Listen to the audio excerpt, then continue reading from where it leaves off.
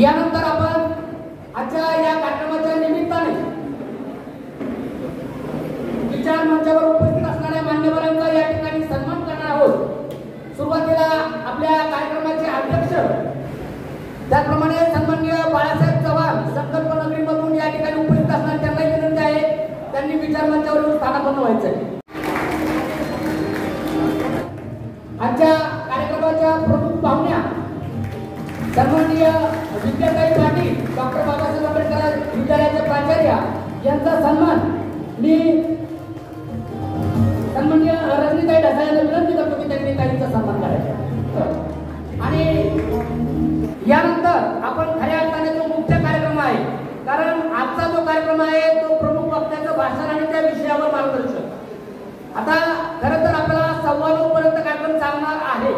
9:15 बरोबर संपेल, कारण 45 मिनिटांचं प्रमुख वक्त्यांचं भाषण राहील आणि त्याच्यानंतर आपण पुढे जाणार आहोत। सावित्रीबाई फुले पुणे विद्यापीठामध्ये एक अतिशय चांगल्या पद्धतीने प्राध्यापक म्हणून काम करत असताना खऱ्या अर्थाने बौद्ध संघर्ष समिती महाराष्ट्र राज्यावर संघटक म्हणून काम करून स्वाभिमानानं कसं आपलं जीवन असावं आणि जे काही उभं करायचं ते कसं स्वाभिमानातून उभं करावं, करायचं तर मनापासून करावं आणि ऐक्य समाजाचं जर कुठं घडणार असेल तर आजच्या या कार्यक्रमाच्या निमित्ताने खरा जो विषय आहे महत्वाचा त्या विषयावर प्रकाश टाकण्यासाठी ज्यांनी अत्यंत अभ्यासपूर्ण आपल्या मांडणीमधून अनेक व्याख्यानांच्या माध्यमातून समाज प्रबोधन केलेलं आहे आणि ते समाज प्रबोधन करण्यासाठी तुम्हा आम्हाला आजच्या डॉक्टर बाबासाहेब आंबेडकर व्याख्यानमालेच्या सलग 12व्या वर्षातील सांगता समारंभाच्या निमित्ताने उद्बोधित करण्यासाठी येत आहेत सन्माननीय प्राध्यापक हाजी जगजाप सर। सर्वांनी जोरदार टाळ्या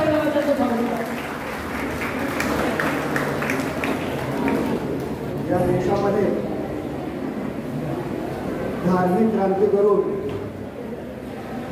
त्यांनी सामाजिक आणि राजकीय क्रांतीची वाट मोकळी केली आणि माणसाला माणूस घडवण्याचं एक मोठी चळवळ उभी केली असे महागावरी तथागत भगवान गौतम बुद्ध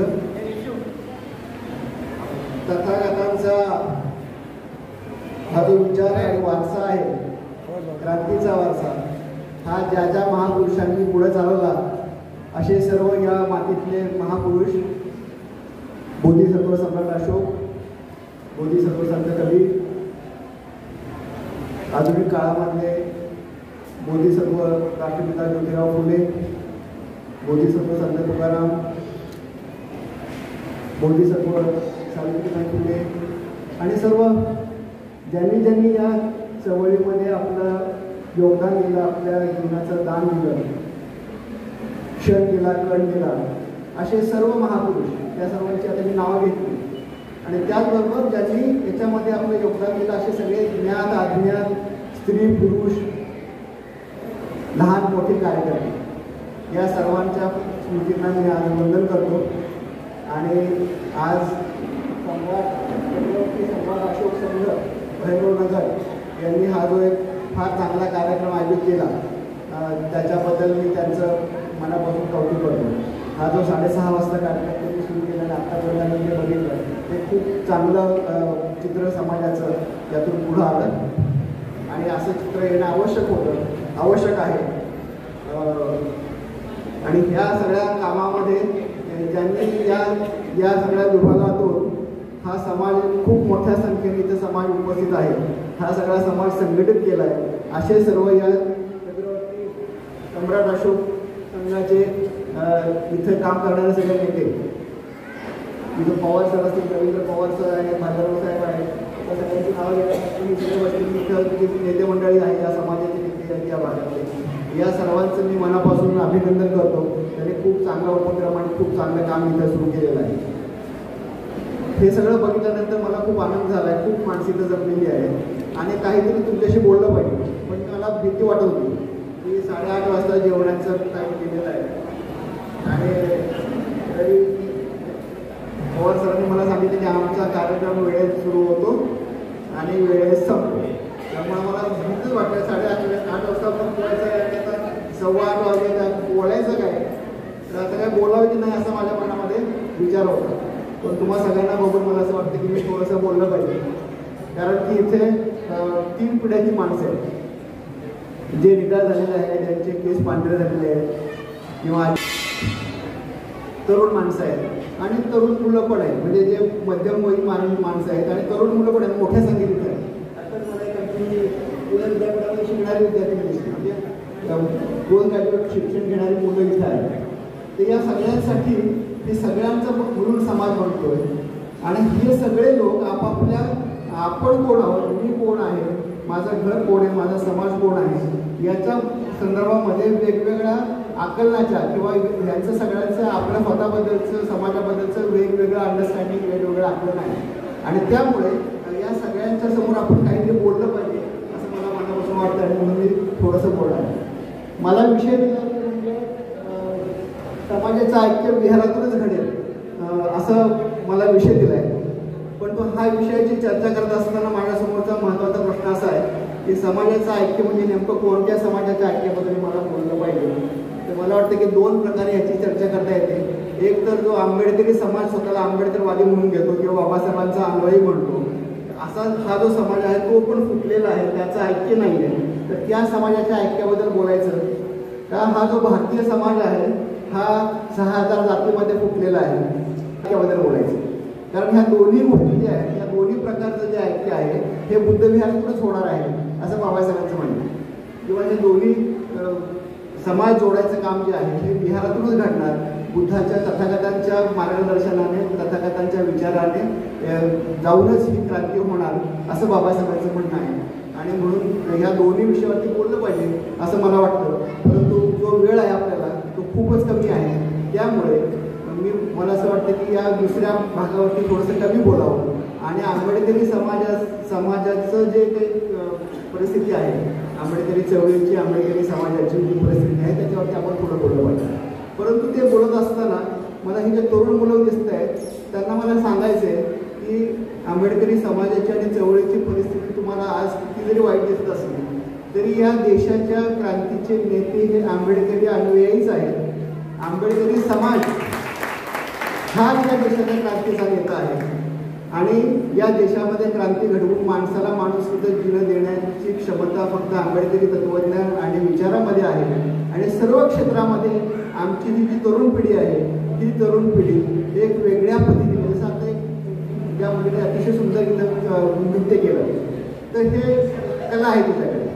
कलेच्या क्षेत्रामध्ये नेतृत्व करण्याची क्षमता तिच्यामध्ये आहे, परंतु तिचं नेतृत्व कलेच्या क्षेत्रामध्ये खूप मोठं प्रस्थापित होईल का असा आपला प्रश्न आहे. या देशातल्या जाती व्यवस्थेमुळे, या देशातल्या पुरुषसत्तेच्या व्यवस्थेमुळे, पुरुषसत्ता म्हणजे ती काय फक्त आपल्या बाहेर असते असं नव्हे, आपल्या घराघरात पुरुषसत्ता आहे. आपलेच आंबेडकरी स्वतःला म्हणणारे, जे मी म्हणणारे जे पुरुष आहेत ते नीट वागत नाही, आपल्या घरातल्या महिला ते नीट वागवत नाही. त्यांचं नेतृत्व, त्यांचं कर्तृत्व, त्यांचा जो त्याला जो आदर आणि त्याला जो वाव दिला पाहिजे तो दिला जात नाही. आणि त्यामुळे आपण किती जरी स्वतःला बाबासाहेबांच्या अनुयायी म्हणत असलो तरी सुद्धा आपण खऱ्या अर्थाने बाबासाहेबांच्या अनुयायातून झालेलो नाही. ती होण्याची गरज आहे, तरच आपण या देशाचे नेतृत्व करू शकतो आणि सर्व क्षेत्रामध्ये आपण आपला ठसा उमटू शकतो. विकास नव्हे तर आपल्याला हव्या त्या दिशेने माणसाला माणूस बनवण्यासाठीचा समाज घडवण्यासाठी या समाजामध्ये सगळ्या प्रकारचे समाज जीवन असणार आहे. कला असणार आहे, संस्कृती असणार आहे, विज्ञान असणार आहे, साहित्य असणार आहे. या सर्व क्षेत्रामध्ये एक नवनिर्मिती करून असा समाज आम्हाला घडवायचा आहे की असा समाज आम्हाला घडवायचा आहे की ज्या समाजामध्ये माणसाला आपण माणूस आहोत याची वारंवार जाण होईल, त्याचा आत्मसन्मान जपला जाईल आणि त्याच्या सर्व गुणांना पूर्णता वाव मिळेल आणि माणूस म्हणून त्याची किंमत प्रस्थापित होईल. त्याला समता, स्वातंत्र्य आणि बंधुत्वाची अनुभूती होईल. आपण उठता बसता बाबासाहेबांचं नाव घेतो, स्वातंत्र्य, समता, बंधुता म्हणतो, हे फक्त शब्द आहेत. हे वास्तवात कसे असतात, त्याची अनुभूती कशी असते हे आपल्याला माहीत नाही. आणि असा अनुभूती त्याला होऊ शकते, अशा प्रकारची परिस्थिती आणि अशा प्रकारचा समाज आपण घडवू शकतो जर आपण याच्या दिशेने योग्य प्रकारे विचार आणि अभ्यास केला तर मला वाटतं की ही जी गोष्ट आहे की या तरुण लोकांनी लक्षात ठेवली पाहिजे.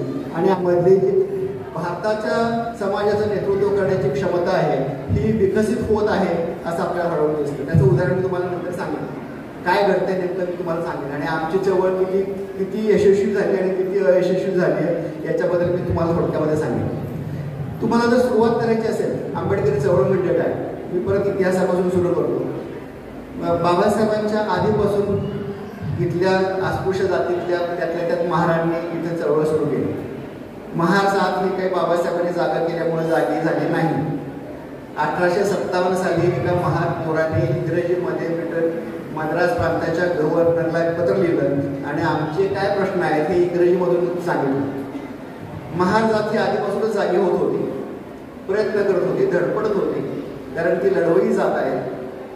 तिचं मोठेपण तुम्हाला सांगायचं असेल तर एक गोष्ट सांगता येईल तुम्हाला की चक्रधर स्वामी जे आहे कुठल्या संप्रदायात चक्रधरांचं, चक्रधर स्वामी नावाचे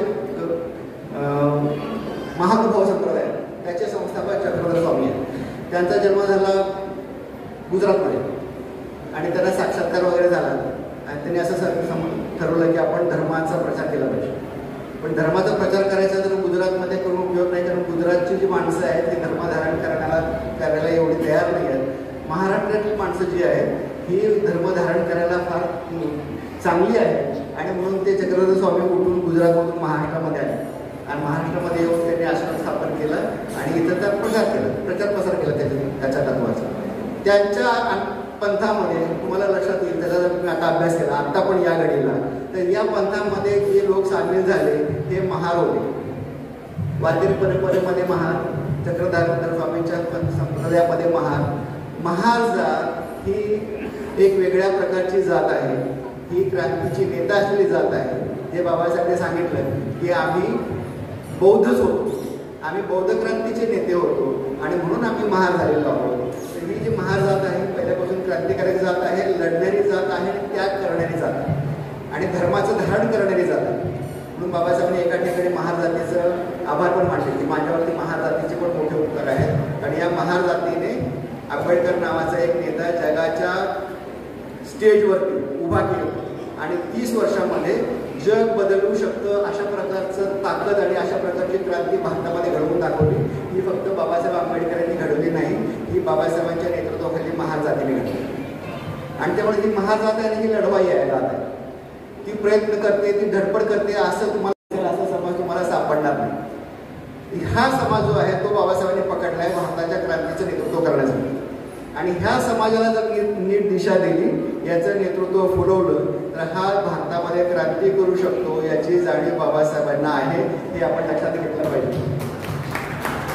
आणि एवढा मोठा वारसा म्हणून बाबासाहेब आपल्याला बघितलं. जेव्हा आपल्याला दीक्षा दिली 56 साली तेव्हा म्हटलं की महाराजांनी धर्म पाठवला असेल परिस्थिती येऊ देऊ नका, हा धर्म धारण करा, त्याचं आचरण करा.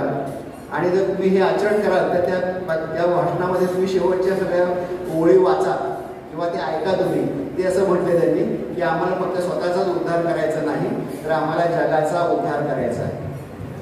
त्यामुळे आमची चळवळ ही फक्त महाराजांचा उद्धाराची चळवळ नाही, ही जगाच्या उद्धाराची चळवळ आहे, भारताच्या पण उद्धाराची चळवळ नाही.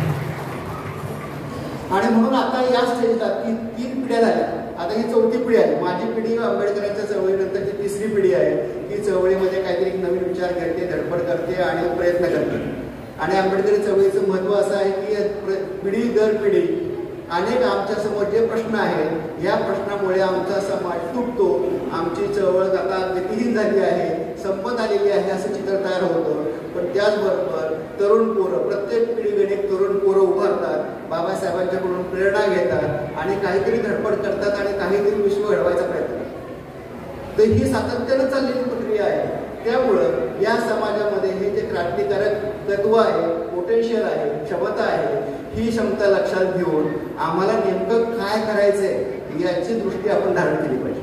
आणि आजपर्यंत असं चाललं 3 पिढ्यामध्ये असं दिसेल तुम्हाला की आता ही जी वृद्ध झालेली पिढी आहे आणि ती पण आता जी अजून मध्यम वयाची जी पिढी आहे माझ्यासारख्या लोकांची, त्यांचं आणखी डोकं मोठं झालेलं नाही, त्यांच्या जाणीवा अजून मोठ्या झालेल्या नाही. त्यांनी काय केलं माहिती आहे का, ते बाबासाहेबांना देव बनवून टाकलं. म्हणजे आता सगळं जे आपलं जे चाललंय ना, गाणी पिढी सगळी आपण केली, ते आपण बाबासाहेब आपल्यासमोर आहे आणि आपण बाबासाहेबांच्या समोर हात जोडून बोलतोय, आपण बाबासाहेबांशी डायलॉग करतो. हे आवश्यक पडेल. ही आवश्यक पण आहे, हे गरजेचं पण आहे आम्हाला स्वतःला समजून घेण्यासाठी. पण तिथंच आपल्याला थांबायचं नाही. आता आमचे हे जे नेते आहेत सगळे चित्र लावलेली आहेत, हे पुढे जाणार आहेत. त्यांच्या मागं त्यांचं सैन्य आम्ही उभं राहणार आहोत आणि आम्हाला भारतातली क्रांती करायचं काम करायचंय. म्हणजे आम्ही आमचं तोंड कुठं पाहिजे आता बाबासाहेब पुढं, त्यांच्या मागं आम्ही बुद्ध पुढे, शिवाजी महाराज हे सगळे पुढे, त्यांच्या मागं आम्ही, आणि आमचं तोंड भारतातल्या समाजाकडे असतं.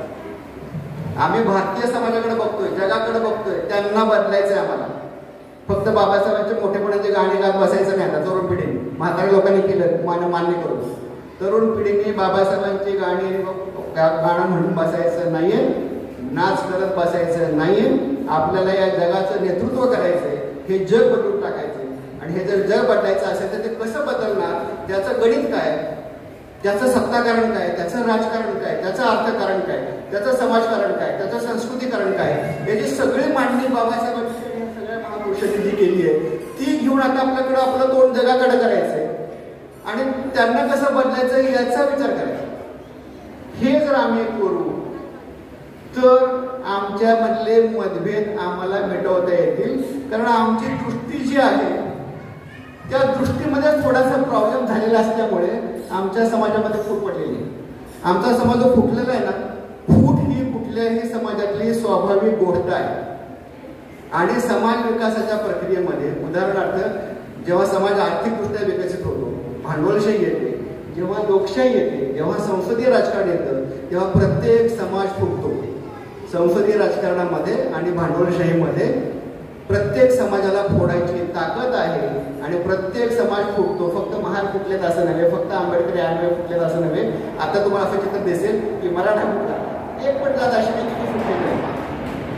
प्रत्येक जात फुटलेली आहे. आणि जोपर्यंत जातीचा समाज असणार आहे तोपर्यंत जात फुटत राहणार. मग जात फुटते कशी? आमचा समाज फुटला. कसा फुटला? हा फक्त आमच्या लोकांच्या नालायकपणामुळे फुटला असं नाही, आमच्या नेत्यांच्या नालायकपणामुळे फुटला असं नाही. आपण एक गोष्ट लक्षात घेतली पाहिजे की आपण प्रश्न नीट समजून घेतला पाहिजे.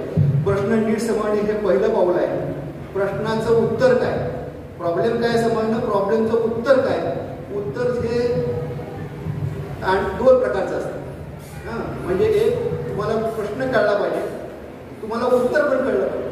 पण नुसतं उत्तर पण उपयोग नाही. म्हणजे तुम्हाला आता आंबेडकरी चळवळीच्या राजकारणाचं उदाहरण दिलं की आंबेडकरी चळवळ ही फुटलेली आहे, कारण काय, तर नेते नाले. हे कोणी पण मूर्ख पण माणूस सांगेल नेते नाले. पण मग हा प्रश्न सोडवायचा कसा, तर नेत्यांना अरबी समुद्रात बुडवून टाका, हे उत्तर. पण हे काय उत्तर आहे का? असू शकतं का? हे उत्तर नाही असू शकत. तुमच्या प्रश्नाचं जे उत्तर आहे हे व्यवहार्य असलं पाहिजे. नेत्यांना बोलवून टाका हे व्यवहार्य उत्तर नाही. तुमच्याकडे व्यवहार्य उत्तर असलं पाहिजे. आणि व्यवहार्य उत्तर शोधायला अक्कल लागते, अभ्यास लागतो, समाजाचा अभ्यास करावा लागतो, लायब्ररीमध्ये बसून अभ्यास करावा लागतो, लोकांच्या मध्ये जावं लागतं, ऐकून घ्यावं लागतं. तर आमचा जो समाज फुटलेला आहे हा नेत्यांच्या नालायकपणामुळे फुटलेला नाही. उलट नेते आमचे चांगले आहेत, रिपब्लिकन पक्षाच्या ऐक्यामध्ये एकत्र येत असतात कधी कधी. पण नेते एकत्र आले की आमच्या गल्लीतल्या चौकातल्या कार्यकर्त्यांचा नेत्यांचा प्रॉब्लेम होतो, त्यांची गणिते बिघडतात राजकारणातली. आणि म्हणून ते म्हणतात नेत्यांना की नको आता आपला समाज फुटलाय, नेते फुटलेले नाही. समाज फुटलाय म्हणून नेते फुटलेले आहेत. समाज फुटलाय म्हणून रिपब्लिकन ऐक्य होत नाही. रिपब्लिकन ऐक्य होत नाही मग समाज फुटलेला नाही. मग समाज कसा फुटलाय, तर समाजाच्या अपेक्षा वेगवेगळ्या झाल्या. समाजामध्ये मध्यमवर्ग तयार झाला, शिकल्या सवरलेला, तुमचा सगळा जो वर्ग दिसतो मला तो शिकले सवरलेले लोक इकडे सगळे आले, रिटायरमेंट झाले, गव्हर्नमेंट भरले आपलं, असे सगळे इथं आलेले आहेत. त्यांची गणित सगळी वेगळी आहे, त्यांचं आकलन वेगळं आहे. त्यांना दुसरं तिसरं काय कळत नाही, अभ्यास न करता ते आमच्या नेत्यांना शिवाय देतात. त्यांचं गणित वेगळं. आणि चवळीमध्ये पहिली फूट पडली ती शिक्षित शहरी विरुद्ध अशिक्षित ग्रामीण. गावागावामध्ये फूट पडली. महाराष्ट्राचा गड्डा जो असतो तिथं पोरं जास्त शिकत नाहीत, गावागावामध्ये शिकत नाहीत, त्यांची सक्तीची गणिते वेगळी असतात. हे लोक पहिल्यापासून दादासाहेब गायकवाडांच्या बरोबर राहिले आणि जे मायग्रेट झाले, बाहेर दुसऱ्या गावामध्ये आले, शहरामध्ये आले, सुशिक्षित झाले, ते लोक बापूसाहेब कांबळेंच्याकडे. ही परंपरा अजून चालू आहे. आता रामदासकडचे लोक ते सगळे ओवाळून टाकलेले, वाया गेलेले, आणि बाळासाहेबांच्याकडचे लोक सगळे सुशिक्षित. ही फूट आहे पहिली. ही कशी जोडायची हा सगळ्यात आपल्यासमोरचा प्रश्न आहे. आमची जी चळवळ आहे ना आजपर्यंत, ही जी टिकवून ठेवली, चळवळीचा खूप अभ्यास केला पाहिजे. आमच्या लोकांनी खूप कष्ट करून, त्याग करून, घरादार मोडून, काय सांगतो म्हणजे बायका पोराकडे लक्ष नाही, घरात काय तुकडा नाही खायला, परंतु कार्यकर्ता सभा घेण्यासाठी, कार्यक्रम घेण्यासाठी जेवाचं रान करतोय, घरातली भांडी विकतोय, बायकोचं मंगळसूत्र विकतोय, असं करून आम्ही चळवळ चालवली आमच्या लोकांनी. लक्षात ठेवा. आणि या चळवळीने घडवून ह्या मध्यमवर्गाच्या हातामध्ये आमच्याकडे जे आलं ना, आम्हाला ज्या नोकऱ्या बिकऱ्या मिळाल्या, त्याच्यामध्ये आमचं काहीही कॉन्ट्रीब्युशन नाही. आमच्या आधीच्या पिढ्याने जो त्याग केलाय ना, त्याचं कॉन्ट्रीब्युशन आहे. आम्ही अजून आमच्या समाजाची उतराई केलेली नाही. आणि चळवळ ठेवली, टिकून कुणी ठेवलेली असेल तर हे जे दारू पिऊन जयंतीमध्ये डीजे लावून असतात ना, वाया गेलेली पोरं, त्यांनी चळवळ टिकवलेली आहे. जी काय टिकवलेली चळवळ आहे ती आंबेडकर भक्तांनी टिकवलेली आहे. आता जो झेंडा आहे, झेंड्याची ताकद आहे, निळ्या झेंड्याची ताकद प्रत्येक पक्षाबरोबरच्या, आता प्रचारामध्ये सगळे पक्ष येते, प्रत्येक पक्षाबरोबर एक निळा झेंडा असतो. तो निळा झेंडा लावलाच नाही तर काम चालू शकत नाही. ही निळ्या झेंड्याची ताकद आहे, लक्षात ठेवा. ही आमच्या चळवळीची ताकद आहे. आमच्या चळवळीचा निळा झेंडा लावावाच लागतो, ही गोष्ट आहे. आणि हा निळा झेंडा टिकवलाय तुम्ही तर ह्या सर्वसामान्य लोकांनी टिकवलेला आहे. मध्यम वर्गाने, सुशिक्षित लोकांनी, नोकरदार वर्गाने हे केलेले नाही. नोकरदार वर्गाने आजपर्यंत फक्त भाषणं केलेली आहेत आणि नेत्याशिवाय. आता आपल्याला जर परिवर्तन करायचं असेल तर मी एक तरुण लोकांना एक मंत्र सांगतो की क्रांत्या ह्या विद्रोहाने होत नसतात. आजपर्यंत आम्ही विद्रोहाच्या मोडमध्ये आहोत. विद्रोहाचा मोड म्हणजे काय? ब्राह्मणांनी आम्हाला असं केलं, तसं केलं, याला शिव्या त्याला शिव्या, आणि हे कसे नालायक आहेत, आणि ह्यांच्याबरोबर क्रांती काय, सैनिक, भीमाचा सैनिक काय, सैनिकासाठी तर लढाईसाठी. क्रांत्या फक्त लढाई करून होत नसतात. सैनिक फक्त लढत असतात. त्या लढाईमध्ये त्या सैनिकांचं काय करायचं, लढाई जिंकायचं की नाही ते वरती बसलेलं जो डोकं असतं ना, विचार करून प्लॅनिंग करणारे जे सेनापती असतात ना, ते ठरवत असतात. क्रांत्या फक्त लढाईने जिंकत नसतात. क्रांत्या विद्रोहाने यशस्वी होत नसतात. क्रांत्या नवनिर्मितीने होत असतात. तथागतांनी नवीन तत्वज्ञान निर्माण केलं. त्या तत्वज्ञानावरती चालणारा नवीन समाजाचा एक समाज घटक उभा करून दाखवला, संघ उभा करून दाखवला, आणि त्या संघाकडे बघून समाज बदलला. संघाने या देशातल्या सामाजिक राजकीय क्रांतीचं नेतृत्व केलं. बाबासाहेब सांगतात क्रांती प्रतिक्रांतीचं पुस्तक वाचा, अभ्यास करा. ह्या बुद्ध आणि बुद्धाच्या संघाने फक्त धार्मिक क्रांती केलेली नाही, सामाजिक आणि राजकीय क्रांती केली, नव समाज घडवून दाखवला. ही गोष्ट तेव्हाच होते जेव्हा तुम्ही नवीन गोष्टीची निर्मिती करता, नवनिर्मिती करता. फक्त विद्रोह करून, संघर्ष करून, फक्त संघर्ष करून गोष्ट होत नाही. संघर्ष करायचा असतो पण तो नवनिर्मितीसाठी करायचा असतो. संघर्ष ब्राह्मणांच्या विरोधात आता आपलं नुसतं करायचं नाही, ब्राह्मणांच्या विरोधात तर संघर्ष चालूच राहील, पण आता आम्हाला आमच्या घराघरात संघर्ष करायचा आहे. आमच्या घराघरामध्ये स्त्री पुरुषांचं नातं नीट कसं होईल, आमच्या घराघरामध्ये लोक आमच्याकडे अभिमानानं बघतील आणि आमच्याकडे शिकून त्यानुसार आचरण करतील, असं आम्हाला आमचं कुटुंब कसं बनवायचं आहे, आमचा समाज कसा बनवायचा आहे, असं आम्हाला आता आमची वाटचाल करायला लागेल, तयारी करायला लागेल. नाहीतर लोक लक्षात घ्या, आता धर्मांतर करून आपण किती वर्ष आले, किती वर्ष आली, या 75 वर्ष झाली. या 70-75 वर्षामध्ये महाराजांनी काय दिवे लावले असं जर मातांनी प्रश्न विचारला तर तुम्हाला सांगायला काय तुमच्याकडे, तुम्ही त्यांच्यापेक्षा वेगळे कुठे आहे? जास्त काय फरक नाही. तुमच्याकडे बघून का वर शिकतील लोक, तुमच्याकडे बघून तुमचा धर्म का वर घेतील लोक, अजिबात येणार नाही. तुम्ही जास्त काय त्याच्यामध्ये सुधारणा झालेली नाही तुमच्याकडे. अजून ते भावनिक माग असले पण, अजून वैचारिक माग असले पण आणखी राहिलेलंच आहे. हा, निश्चितपणे प्रगती झाली नाही असं नाही, काही प्रमाणात तुम्ही पुढे गेला, वैचारिक तुमच्यावर प्रगती झाली, परंतु जेवढी प्रगती व्हायला पाहिजे वैचारिक तेवढी अजून झालेली नाही. राजकारणात तर तुम्ही रांतबाळ पण नाही. राजकारणाला ओकाठो कळत नाही तुम्हाला. राजकारणात काय गेमा चालतात, कुठल्या लेवलला सगळं रणनीती चालते आणि सत्ता घडवली जाते, त्याच्यातलं ओकाठो तुम्हाला कळत नाही. उगाच इलेक्शन उभं राहायचं, प्रचार करायचा आणि पडायचं. बरं पडलं नाही, जिंकून आला, जिंकून आला, पार्लमेंट गेला, पार्लमेंटमध्ये असेंब्लीमध्ये गेला, मग काय दिवे लावणार, काय कळतं तुला ते? काय गणित कळतं सांगा? कसलंही गणित कळत नाही. मी साधं उदाहरण सांगतो लोकांना नेहमी, की जर मुंबई मधला FSI तुम्हाला माहिती आहे सगळ्यांना, तुम्ही सगळे सुशिक्षित लोक आहेत, बांधकामाचा FSI असतो मुंबईमध्ये 0.001% म्हणजे हजारात एक एवढा जर FSI वाढवला तर मुंबईमध्ये किती कोटी पैसा तयार होतो ह्याचं गणित त्यांच्याकडे आहे, सत्ताधाऱ्यांकडे. त्यामुळे FSI वाढवायच्या एका आदेशावरती सही करायची किती किंमत आहे त्यांना माहिती. तुम्हाला काय माहिती? तुमचे प्राध्यापक अभ्यास करतात का? तुमचे लोक अभ्यास करतात, त्यांना माहिती आहे का 0.01% FSI पुण्यामध्ये वाढवला तर किती पैसे तयार होतात माहिती तुम्हाला? माहितच नाही, अभ्यासच नाही. आणि तुमच्या माणूस इथे जाऊन काय दिवे लावणार? त्याला रामदासला काय तो माहित नाही सहीची किंमत त्याची काय. 1 लाखात 5 लाखात 10 लाखात रामदास बोलतो. कळलं? इथे तुमच्या नेत्यांची जर ताकद वाढायची असेल तर इथं लोकांना अभ्यास करावा लागतो, प्राध्यापकांना अभ्यास करावा लागतो. अभ्यास करून तिथं गणित कसं बसवायचं असतं हे शिकावं लागतं. त्यामुळे बाबासाहेबांचं लिखाण वाचा. ज्ञानाशिवाय तुम्हाला सत्ता मिळवता येणार नाही. ज्ञान घेतलं तरच सत्ता मिळेल. आणि आता काय झालंय, ज्ञान ज्यांनी तयार करायला पाहिजे, अभ्यास ज्यांनी तयार करायला पाहिजे, ज्यांची पोटं भरलेली आहेत अशी माणसं जास्तीत जास्त काय करायला तर बाबासाहेबांची गोष्ट अभ्यास नाही. आणि त्यांना अभ्यासाला वावच नाही तशी माणसं नाता लागली दारू डीजे लावून.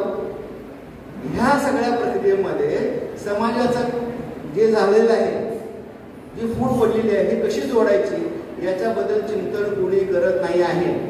समाजामध्ये फूट पडण्याची प्रक्रियेचा भाग म्हणून रिपब्लिकन पक्षामध्ये फूट पडली. ती फूट कशी पडली तुम्हाला माहिती आहे का? ही फूट आम्ही स्ट्रॅटेजिकली पाडली, आम्ही केलं, पक्ष फोडला आम्ही. आम्हाला माहित होतं, जेव्हा तुम्हाला सगळे जुने कार्यकर्ते असाल तुम्हाला माहित असेल सगळे, इलेक्शनमध्ये पूर्वी आमचा पक्ष एकसंघ होता, तेव्हा इलेक्शनमध्ये आमच्याकडे फक्त एकच सुट्टी द्यायची पैशांमध्ये आणि नेते घेऊन जायचे. कार्यकर्ते पण काही पैसा पोहोचतच नव्हता. मग हळूहळू कार्यकर्त्याला लक्षात आलं की अरे हे नेते पैसे घेऊन पिऊन जातात, आपल्याकडे पैसा येतच नाही. मग त्यांना कळलं की आपण जर पक्ष फोडला, 2 गट तयार केले, 2 ब्रीफकेस येतात, 4 गट तयार केले की 4 ब्रीफकेस येतात. आणि मग हळूहळू तर तरुण पुढच्या पिढीच्या लोकांना कळलं की पक्षाची गरजच नाही, आपण फक्त मंडळ स्थापन करायचं. म्हणजे माझ्या आधीच्या पिढीच्या लोकांनी पक्ष तर चालवला, आता ही तरुण पुढे पक्षामध्ये पण नाही, त्यांना काय चळवळीचं देणे घेणं नाही, ते मंडळ चालवतात आणि मंडळाच्या लेवलला बार्गेनिंग करतात आणि पैसा गोळा करतात. हे मंडळ जे आहेत ना ते पक्ष उभं राहून येत नाही. मंडळ म्हणजे पक्षाला आणि समाजाची शक्ती हे करायची घातक गोष्ट आहे.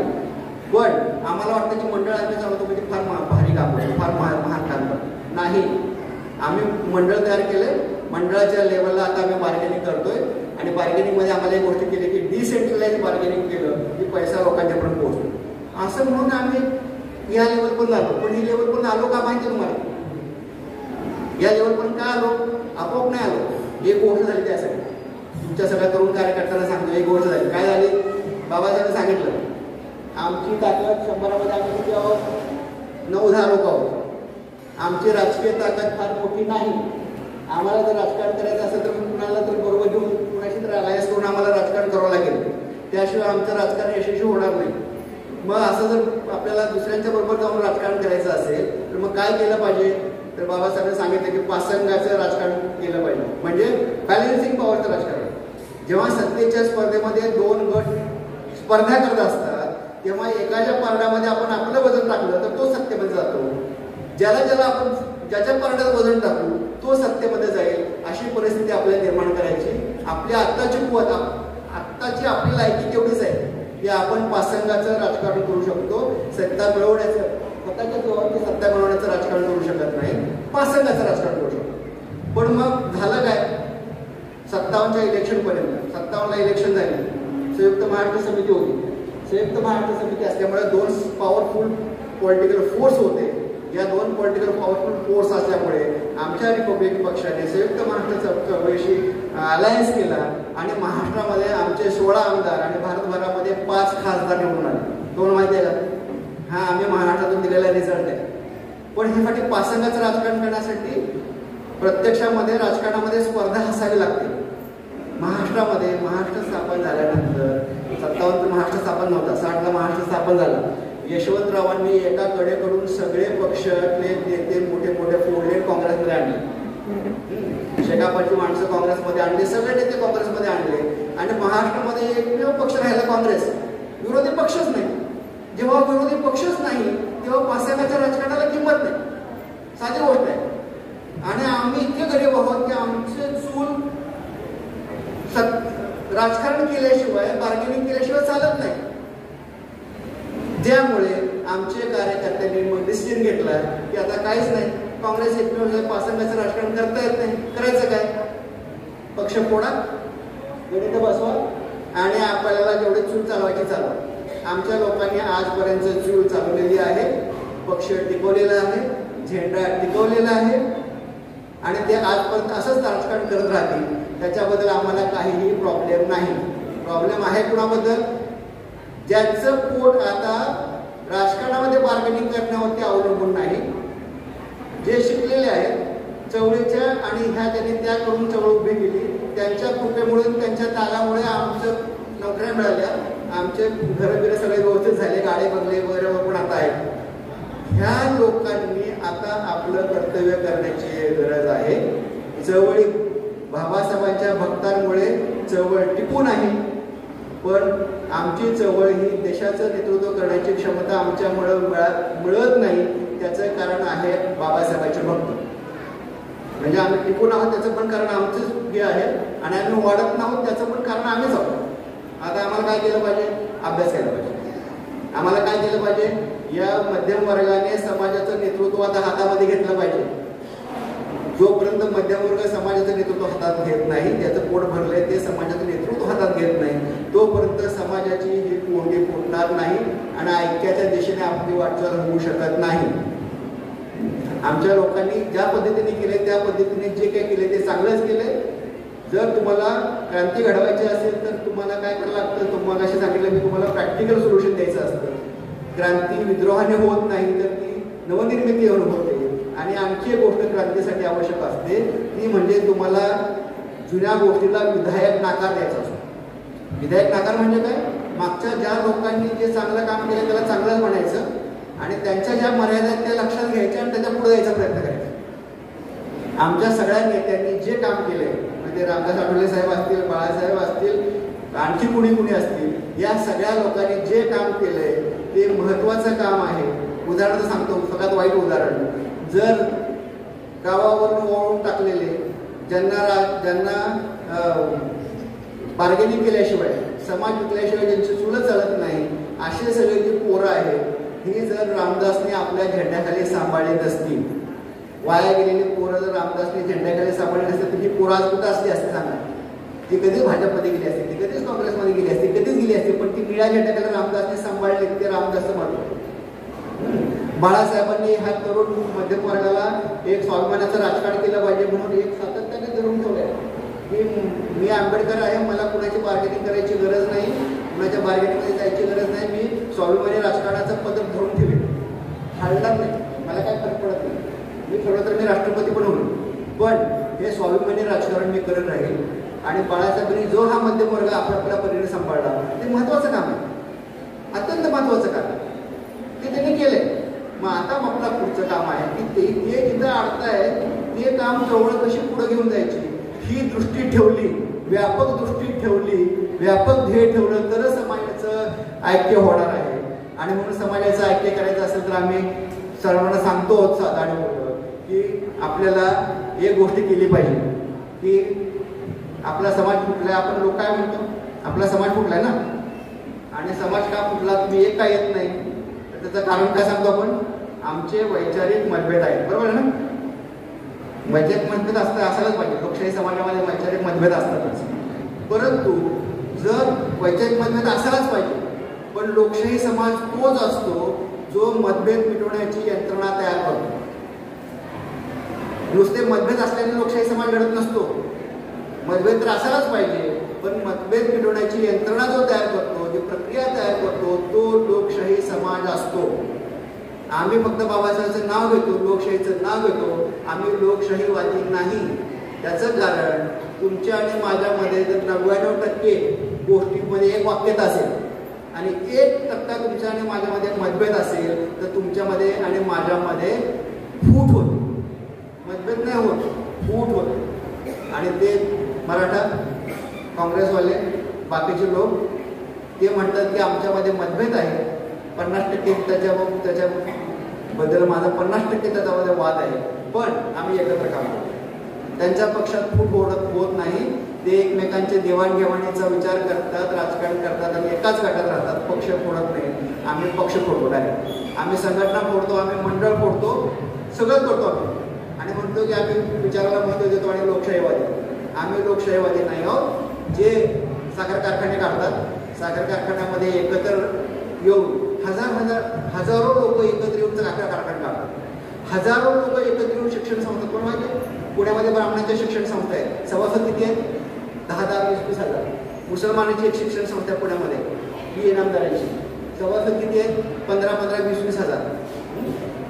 ती लोक त्या संस्थांमध्ये राहून तिथं सत्ताकारण शिकतात, तिथं सत्ता कशी चालवायची, तिथंच एकत्र मत कसं तयार करायचं, संस्था चालवण्याच्या प्रक्रियेमध्ये ते लोकशाही शिकतात. आणि मग ती शिकलेलं असल्यामुळं त्यांच्याकडे गुणवत्ता असल्यामुळं लोकशाही समजण्याची ते महाराष्ट्रात पण येतो. महाराष्ट्रात पण सत्ता मिळवू शकतात आणि चालवू शकतात. तुम्हाला सत्ता दिलं, तुम्हाला सत्ता चालवता पण येणार, कारण अजून तेवढे तुमची पोत वाढवलेलं नाही. ही जी गोष्ट आहे ते मराठा आपल्यापेक्षा जास्त लोकशाहीवादी आहेत, ते ब्राह्मण आपल्यापेक्षा जास्त लोकशाहीवादी आहेत. आम्ही फक्त लोकशाहीच्या नावानं ओरडतो. आम्ही लोकशाहीवादी नाही. आमचं कुटुंब लोकशाहीवादी नाही. आमचं कुटुंब, आमचं घर जे आहे ना, आमचा समाज, आमचा चौक लोकशाहीवादी नाही. आम्ही एकमेकांना मनापासून किंमत देत नाही, मनापासून एकमेकांच्यावरती प्रेम करत नाही. अशी गोष्ट असल्यामुळे समाज फुटलेला आहे. आणि समाज जर जोडायचा असेल, जास्त वेळ बोलत नाही,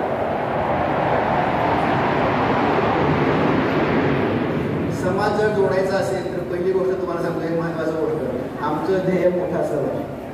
भारतीय क्रांतीचं तर तुम्ही ध्येय स्वीकाराल आणि बाबासाहेब प्रमाण माना.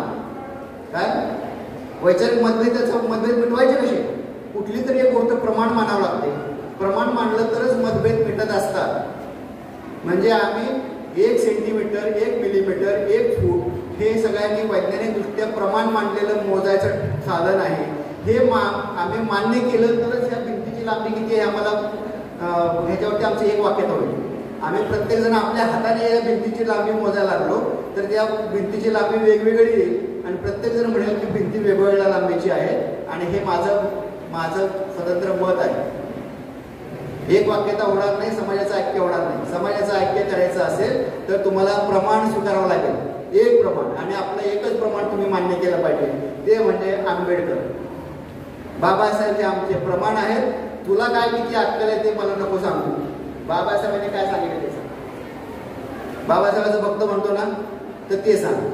तर आपण जे सगळेजण आहोत ते बाबासाहेबांच्या वरती निस्सीम प्रेम करणाऱ्या लोकांची गर्दी आहे. आपण समाज नाही आहोत, लोकशाही समाज तर नाहीच आहोत अजिबात. जर ते घडवायचं असेल तर आपल्याला आपल्या आपसामध्ये कसं नातं तयार करायचं, कसं वागायचं एकमेकांशी, त्याचं प्रमाण ठरवावं लागेल. आणि आपण सगळे मिळून भारतातल्या लोकांशी, जगातल्या लोकांशी नातं तयार करायला जाणार आहोत, त्यांचं नेतृत्व करणार आहोत आपण. तर त्यांच्याशी आपण नातं कसं प्रस्थापित करायचं त्याचं प्रमाण ठरलं पाहिजे, त्याचं ट्रेनिंग झालं पाहिजे. आणि ते करायचं असेल तर तुला भारताचं राजकारण किती कळतं ते नको सांगू, तुझी अक्कल नको सांगू. बाबासाहेबांनी काय सांगितलं ते सांग, त्यानुसार कसं चालायचं सांग. हे जर तुम्ही आंबेडकर प्रमाण मानाल तर समाजाचं ऐक्य होईल. आणि शेवटचा मुद्दा सांगतो, जास्त लांबवत नाही. हे जर तुम्ही मोठं ध्येय स्वीकारलं, भारत बौद्धमय करायचं आणि जग बौद्धमय करायचं, ते तुम्ही ध्येय स्वीकारलं तर मग या छोट्या छोट्या मुद्द्यांच्या वरती तुमचं भांडणं होणार नाही. तुमच्या भांडणामधून तुम्हाला पुढे जाता येईल. RSS का नाही पुढत होत?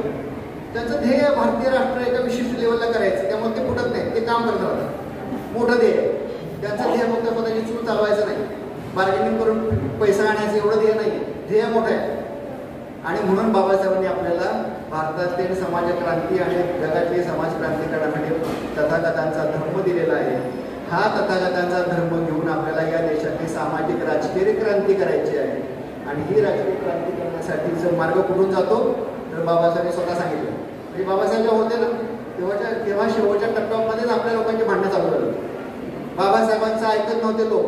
बाबासाहेब व्यथित झालेले होते. धर्मांतराचा निर्णय घेतल्यानंतर लोक म्हणत होते धर्मांतर आपण नंतर करू, आता इलेक्शन झाल्यानंतर करू. बाबासाहेब म्हटले यायचं असतं तर या, नसेल तर येऊ नका, माझे मी धर्मांतर करू. आधीपासूनच बाबासाहेब जिवंत असते ना त्या महाराणी त्यांना वेळ लावला असतं, कळलं की नाही. आता असतं त्याच्या नावाने, पण ते जर जिवंत राहिले असेल ना 20-30 वर्ष, त्यांना त्यांनी वेळ लावला असं ना, गेलं असतं आपापल्या मार्गाने. ते चांगलं झालं, बाबासाहेब वेळेवर गेले. त्यांच्या नावाने काही पण आता करत असतील, पण जर आपण जर ध्येय स्वीकारलं तर बाबासाहेब एक गोष्ट सांगितली आहे की आपलं समाजाचं जे ऐक्य, वारंवार सांगितलं तेव्हा की आपल्याला जर आपल्या राजकारणात टिकायचं असेल, आपलं अस्तित्व टिकवून ठेवायचं असेल तर आपल्याला एकीने राहणे आवश्यक आहे. आणि तुम्ही 50 नंतरची बाबासाहेबांची अनेक भाषणं वाचा, त्याच्यामध्ये तुम्हाला सांगितलंय बाबासाहेबांनी की समाजाचं ऐक्य फक्त विहारातच होऊ शकतं. त्याचं कारण काय तर विहारामध्ये येऊन तुम्ही स्वतःमध्ये परिवर्तन करायचा प्रयत्न करता. तुमच्यातला मागासलेपणा, भावनिक मागासलेपणा, बौद्धिक मागासलेपणा आणि भौतिक मागासलेपणा, हे मागासलेपणा काढण्याचं ठिकाण विहार आहे.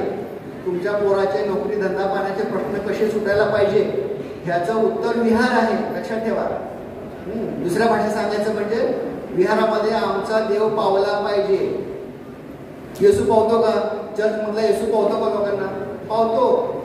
ती बाई गेली ना, समजा तिचा नवरा मेला, 2 पोरं असतील, उघड्यावर पडली, विहारात त्या चर्चमध्ये गेली तर त्या बाईला झाडलोटाचं काम दिलं जातं, पोरांना शाळेवर टाकलं जातं, त्याचा खर्च समाज करतो, चर्च करतो. त्या बाईला येसू पावतो. येसू पावला ती भक्तिभावाने त्या चर्चमध्ये काम करते. तुमचं पावतच नाही, तुम्ही उठकच येता आणि 3 वेळा डोका पडता. बाबासाहेबांनी सांगितले, लिहून ठेवले, वाचा. विहार कसं चालवायचं या विहारामध्ये लिहिले. विहारामध्ये पण तुमचं धार्मिक, आर्थिक, राजकीय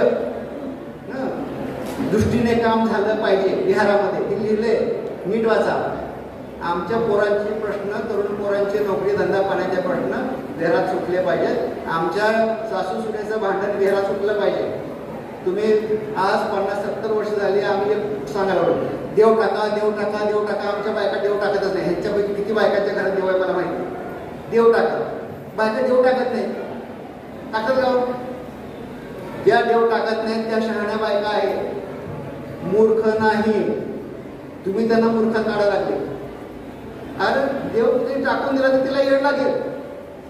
तिचा मानसिक आधार आहे काय. ती बाय सूर गेली ना घरातून बाहेर करतो, सासू म्हणते गेली भावानी फिरायला, आता माझ्याबद्दल काय ते सांगत असं. सासू गेले तर सूर म्हणते गेली, आता ही माझ्याबद्दल काय ते सांगत असं. या दोघांचं भांडण घरामध्ये. आणि या दोघांचा आसरा एकच आहे की दोघे कुणाशी पण करू शकत नाही, ते त्यांच्या देवाशी बोलतात. त्यामुळे त्यांचं सायकोलॉजिकल हे चांगलं राहतं, स्वास्थ्य चांगलं राहतं. म्हणून ते देवाच्या ह्याच्यामध्ये आहे. तुम्ही त्यांना विहारात आणा, त्यांना नेतृत्व द्या, त्यांना समाजामध्ये आणा, त्यांना कर्तृत्व द्या. ते कशाला देवाच्या नादी लागतील? तुम्ही फक्त भाषण करणार, म्हणणार देव म्हणणार आणि बायका सोडणार. का बरं सोडणार नाही? त्यांचे प्रश्न सुटत नाही. त्यांचे मन तुम्ही ऐकूनच घेत नाही. ते विहारात ऐकून घ्या. सासू सुनेचं भांडण विहारात ऐकून घ्या. विहारात बसा, बुद्धासमोर बसा, मग बुद्ध पावणार. मग बुद्ध पावणार आणि बुद्ध पावला की मग आम्हाला देवाची गरज राहणार नाही. अशा पद्धतीने आम्हाला समाज चालवावं लागेल, अशा पद्धतीने आम्हाला चळवळ चालवावं लागेल. आणि ह्या पद्धतीने काम करायचं मार्गदर्शन बाबासाहेबांनी लिहिलेलं आहे. हे वाचा. नीट वाचलं तर तुम्हाला कळेल की आम्हाला विहार का बरं आवश्यक आहे. विहारात आल्यानंतरच आमचे प्रश्न सुटतील आणि राजकीय प्रश्न पण सुटतील. लक्षात ठेवा, हे आता जे चाललं ना गोंधळ राजकारणामध्ये, त्या राजकीय प्रश्न पण सुटेल जर तुम्ही विहाराच्या माध्यमातून समाजाच्या राजकारणाला दिशा देण्याचा प्रयत्न केला. तर आत्ताच्या राजकारणाची परिस्थिती पण बदलल्याशिवाय राहणार नाही. एवढं मी तुम्हाला बोलतो आणि एवढीच एक तुम्हाला विनंती करतो आणि तुमच्याकडून अपेक्षा करतो की तुम्ही मध्यम मार्गातले लोक आहात. तुमच्यावरती मोठी जबाबदारी आहे. ही मोठी जबाबदारी तुम्ही पार पाडली पाहिजे. तुम्ही अभ्यास केला पाहिजे, अभ्यास केला पाहिजे आणि कर्तृत्व केलं पाहिजे. लोकांना जोडण्यासाठीचा प्रयत्न सातत्याने केला पाहिजे. लोकांच्या मध्ये गेलं पाहिजे. जमिनीवरती बसा, मातीमध्ये बसा. काय ऑफिसर असाल, झाला असाल तर कृपेने, समाजाच्या कृपेने, फार काय पोटात 3 वीर मारलेलं नाही. लोकांच्या मध्ये बसा, त्या गटरीच्या किनारी, त्या गाडीच्या मध्ये लोकांच्या बरोबर जाऊन बसा. लोकांना गरज आहे तुमची, समाजाला तुमची गरज आहे, तुमच्या मार्गदर्शनाची गरज आहे. त्यांना हात द्या आणि त्यांना पुढे घेऊन चला, समाजाची शक्ती उभारल्याशिवाय आणि ही तरुण पोरं उद्याच्या देशाचं नेतृत्व केल्याशिवाय राहणार नाही. जर त्यांना मार्गदर्शन दिलं, त्यांना हातभार दिला तर ही तरुण पोरं तुम्हाला सगळ्या क्षेत्रात मोठी झालेली दिसते आणि हेच आंबेडकरी चळवळीचे यश असेल. आणि ह्या पोरांकडे बघून तुमचे बाकीचे समाज तुमच्या समाजामध्ये येतील, लक्षात ठेवा. त्यांना नुसतं प्रवचना देऊ नका. तुमच्याकडे बघून बाकीचा समाज तुमच्याकडे आला पाहिजे. तुमच्याकडे बघून, तुमच्या घराकडे बघून मातंगांनी, ढोरांनी, सांबारांनी, मराठ्यांनी, ब्राह्मणांनी धर्मांतर केलं पाहिजे. आणि तेवढी क्षमता आपल्यामध्ये आहे, तेवढा आपला समाज मोठा आणि शक्तिशाली आहे, तो त्याग करणारा आहे, संघर्ष करणारा आहे.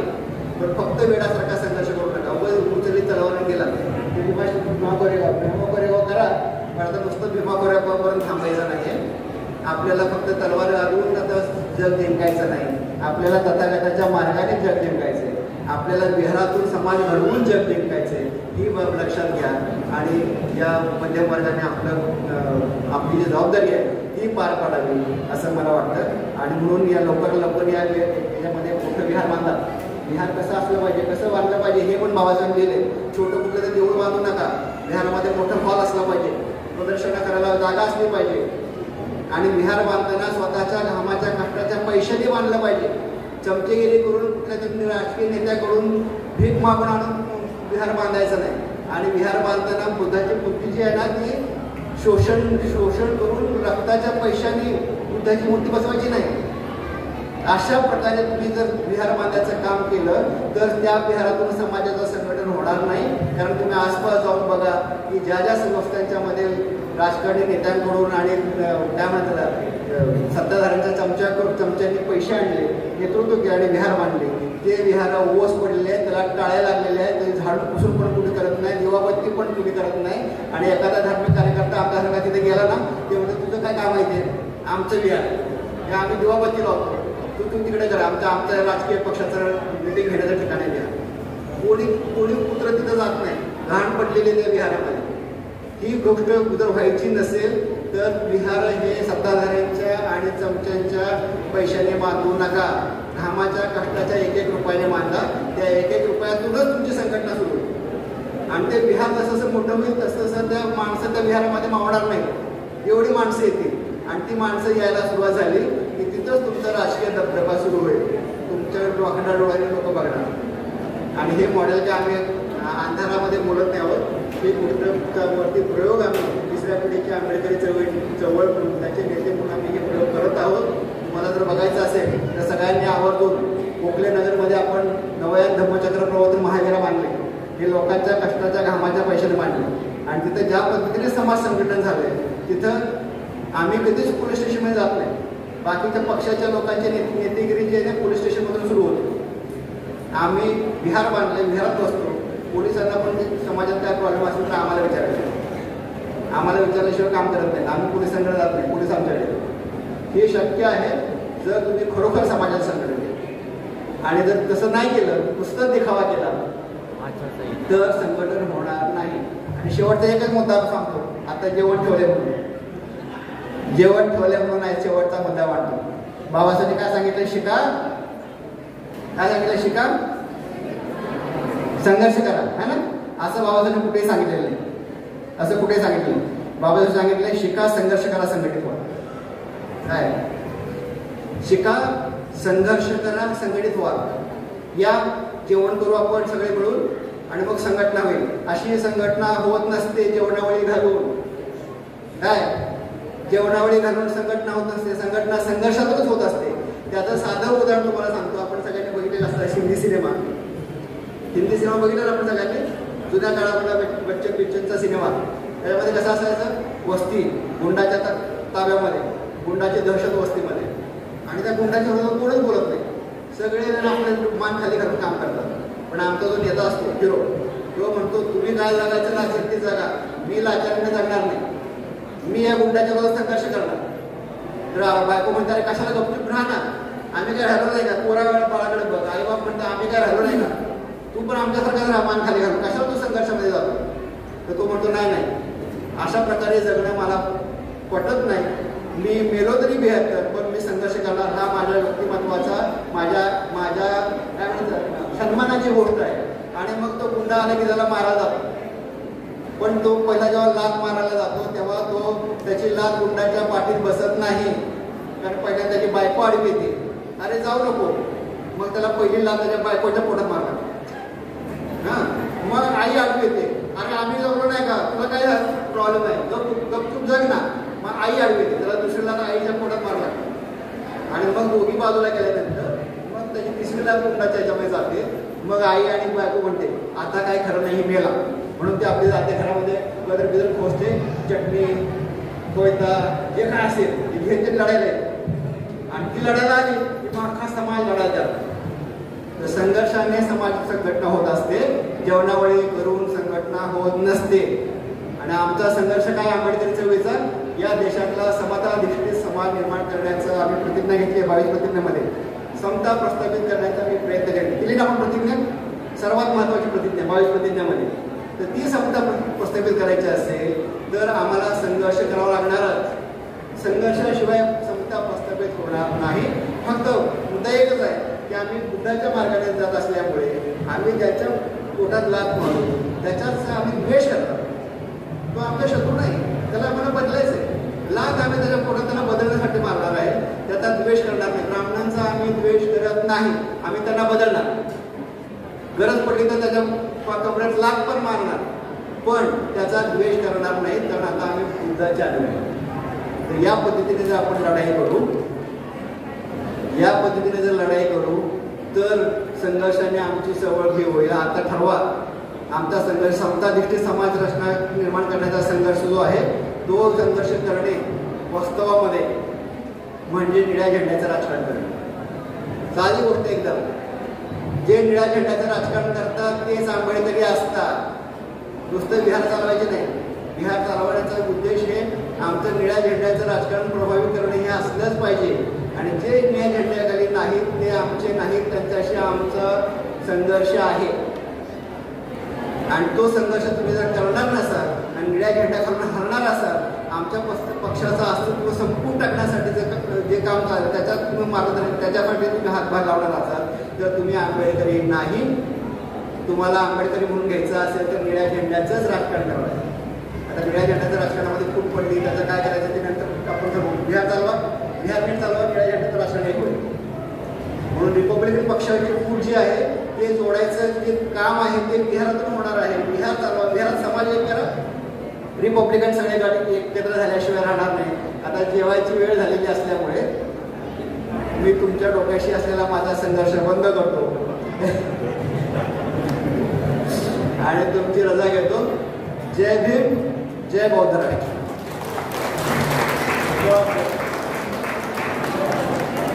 यानंतर या ठिकाणी आपल्या चक्रवर्ती सम्राट अशोक संघाच्या कुमारी रोजा राजकुमार बाविस्कर यांची सुकन्या हिने ओरल मेडिसिन अँड रेडिओलॉजी मध्ये MDS केलेला आहे आणि ती न्यूयॉर्क मध्ये डेंटल स्कूल अमेरिका इथं ऍडव्हान्स ओरल सर्जरी करण्याकरता जात आहे. जोरदार टाळ्याच्या गजरामध्ये आपण तिचं अभिनंदन करूया. त्याचप्रमाणे राजकुमार बाविस्कर यांची दुसरी सुकन्या रक्षा बाविस्कर हिने MBBS च्या फायनल वर्षाला आहे. BJ medical college Pune Sassoon hospital इथे आहे. दोन्ही मुलींना डॉक्टर करून खऱ्या अर्थाने बाबासाहेबांचा विचार आपल्या मुलींमध्ये रुजवला. त्याबद्दल या दोन्ही मुलींचं आणि राजकुमार बाविस्कर आणि त्यांच्या सुविद्य पत्नी यांचा पण या ठिकाणी शाल पुष्पगुच्छाने सन्मान चिन्ह देऊन सन्मान करीत आहोत. मी संपूर्ण परिवाराला विनंती करतो की त्यांनी विचार मंचावर यायचं आहे आणि आपल्या सन्मानाचा स्वीकार करायचा आहे. आजच्या कार्यक्रमाचे प्रमुख वक्ते सन्माननीय हर्षी जगजाप सर, त्याचप्रमाणे कैलाजी दामले सर, विद्याताई पाटील या मान्यवरांना मी विनंती करतो की या दोन्ही सुकन्यांचा या ठिकाणी सन्मान करायचा आहे. सगळ्यांनी समोर येऊन हा सन्मान, दोघींना 2 शॉल, दोघींना 2 गुच्छ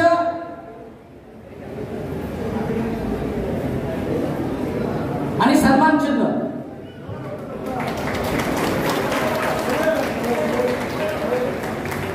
दुसऱ्या सुकन्याचा देखील आपण या ठिकाणी सन्मान करत आहोत.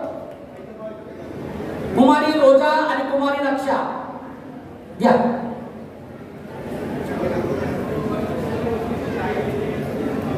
बर ती कॉलेजला आहे छोटी सुकन्या, त्यामुळे तिचा सन्मान तिचे माता पिता सन्माननीय बालेश्वर परिवार स्वीकारत आहे.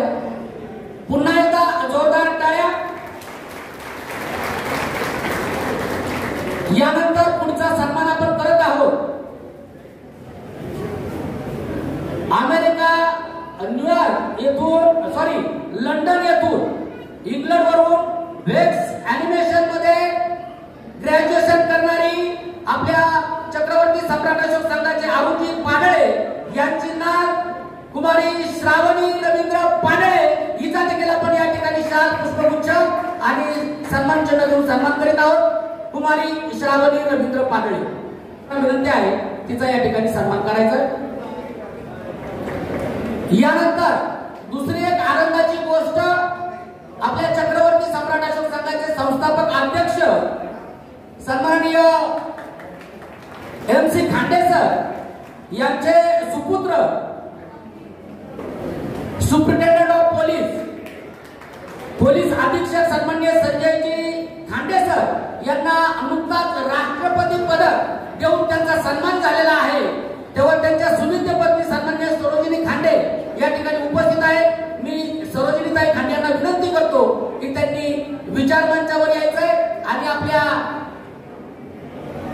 संघाचं आणि एकंदरीतच कार्यकर्तृत्वाचं नाव रोशन केल्याबद्दल आपण हा त्यांचा शाल पुष्पगुच्छ आणि सन्मान चिन्ह देऊन सन्मान करीत आहोत. जोरदार टाळ्यांच्या गजरामध्ये त्यांचं या ठिकाणी अभिनंदन करायचं आहे. यानंतर आपण आदर्श सम्यक परिवार पुरस्काराकडे वळत आहोत. तेव्हा या वर्षीचा आदर्श सम्यक परिवार पुढे जाऊ पुढे जाऊ तुम्ही सन्माननीय सिद्धार्थ भालेराव सर यांना विनंती आहे की यानंतर आपण सर्व मान्यवरांनी हे पुरस्कार सुपूर्द करायचे आहेत. पहिला आदर्श सम्यक परिवार पुरस्कार जातोय सन्माननीय नायनाताई अंकुश कांबळे आणि परिवार. सर्वांनी जोरदार टाळ्यांच्या गजरामध्ये त्यांचं या ठिकाणी हार्दिक स्वागत करायचंय. संपूर्ण परिवाराला विनंती आहे की दरवर्षी दिला जाणारा चक्रवर्ती सम्राट अशोक संघाच्या वतीने आदर्श सम्यक परिवार पुरस्कार सर्वप्रथम आपणास शाल पुष्पगुच्छ आणि सन्मान चिन्ह देऊन सन्मानपूर्वक प्रदान करण्यात येत आहे.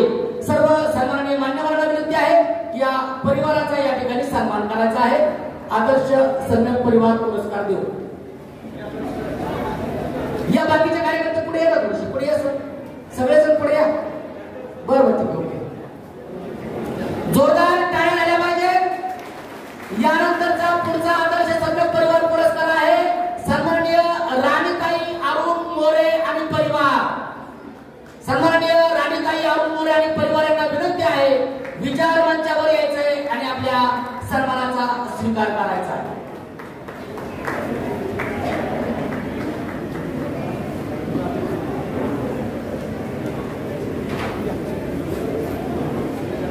समस्त मोरे परिवाराला विनंती आहे आपण विचार मंचावर यायचंय.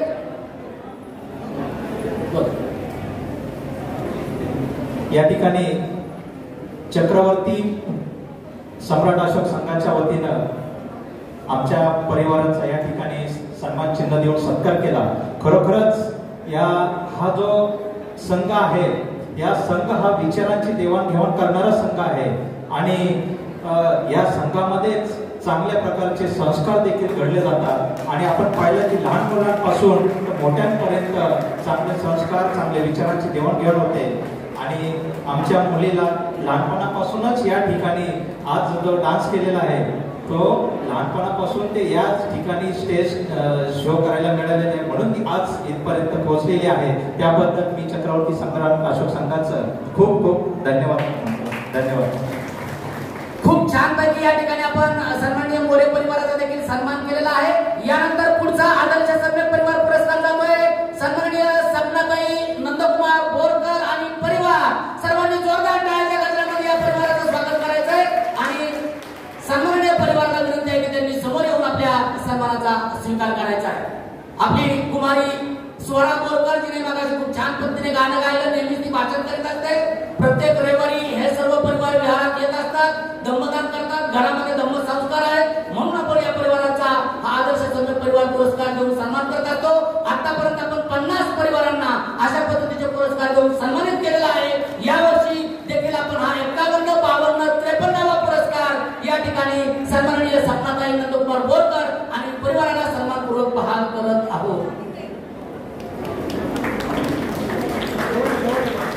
यानंतर या ठिकाणी आजच्या कार्यक्रमासाठी जे सन्माननीय मान्यवर उपस्थित आहेत या सर्व सन्माननीय मान्यवरांचं आपण यथोचित स्वागत केलेलंच आहे, परंतु या ठिकाणी आत्ताच आपल्याला सांगितलेले समाज प्रबोधन ग्रुपचे विशालजी सोनवणे उपस्थित, त्यांचंही मनापासून हार्दिक स्वागत. मी सर्व सन्माननीय मान्यवरांना विनंती करतो की त्यांनी विचार मंचावर स्थानापन्न व्हायचंय. यानंतर आपण फक्त ज्या मुलींनी मगाशी कार्यक्रम केला त्याच्यामध्ये सर्वप्रथम आपण घेणार आहोत तन्वी घोडेस्वार. हिला अध्यक्षांना विनंती आहे की तिचा आपण या ठिकाणी सन्मान करायचा आहे. सन्मान चिन्ह आणि गुलाब पुष्प देऊन तिचा सन्मान करायचा आहे. कुमारी तन्वी घोडेस्वार लवकर यायचे, चला. त्याच्यानंतर कुमारी स्वरा बोरकर, त्यानंतर संतोष खोब्रागडे यांचे सुपुत्र सक्षम संतोष खोब्रागडे आणि खुशी सुशील तायडे. या सर्वांना आपण सन्मान चिन्ह गुलाब पुष्प देऊन सन्मान करीत आहोत. जोरदार टाळ्या.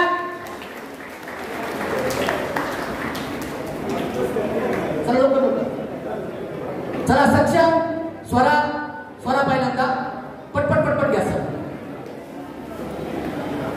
जोरदार टाळ्या झाल्या पाहिजे. यानंतर सक्षम खुशी सुशील तायडे.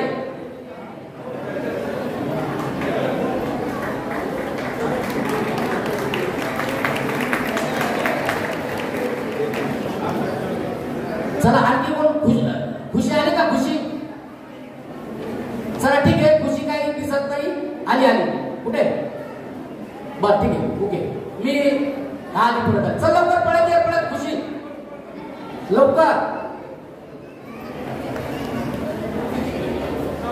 या ठिकाणी आपल्याला सलग 12 वर्ष हे गगनगिरी मंगल कार्यालय कमल फाउंडेशनचे संस्थापक अध्यक्ष सन्माननीय चंद्रकांतजी टिगरे हे मोफत उपलब्ध करून देत आहेत. त्यांच्यासाठी आपण जोरदार टाळ्या वाजवून त्यांचंही मनापासून अभिनंदन करूया. ओके. नेहमी आम्हाला प्रोत्साहन देतात, अतिशय सुयोग्य नियोजन असतं त्यांचा सत्कार आयुष्यमान चर्चा करतो.